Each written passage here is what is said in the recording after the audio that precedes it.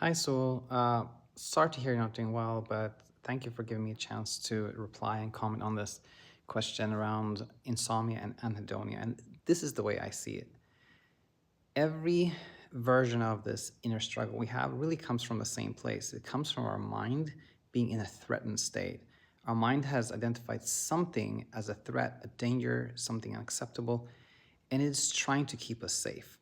Sometimes, when we are in this threatened state of mind, the mind deploys fear and it thinks like running away, escaping is the best way to escape the threat.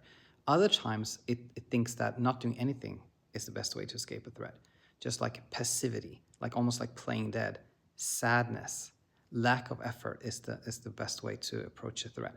And I think to me that's how I see anhedonia is when our brain identifies something as a threat, and it says there's nothing we can do rather apart from just trying to do the least possible. Like that's the safest thing for us.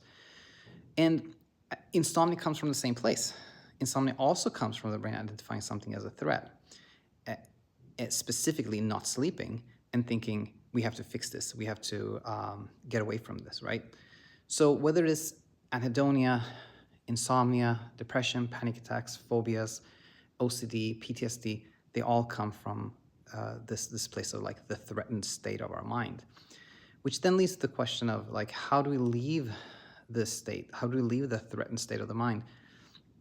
I think it's about trying to identify what is it that we're afraid of, and maybe you'll see that it is the way I'm feeling. Maybe like the anhedonia itself is the thing you think shouldn't be there. That's a problem. That's a threat. That's dangerous, and it becomes a loop where you feel this anhedonia, and the brain is like, I don't know how to deal with this. I think the best thing to do is like nothing, to deploy sadness and anhedonia, and then you feel more anhedonic, and that leads to more anhedonia. Maybe that's the loop, and maybe you have a similar loop with insomnia. But it doesn't really matter. Whatever you see is like, this is the thing that I've thought of as a threat, as a problem, as a bad thing that I need to escape. It is actually not an actual threat. There's no real danger, right? And then we can actually try to even befriend it, being like willing to experience that which we have tried to escape.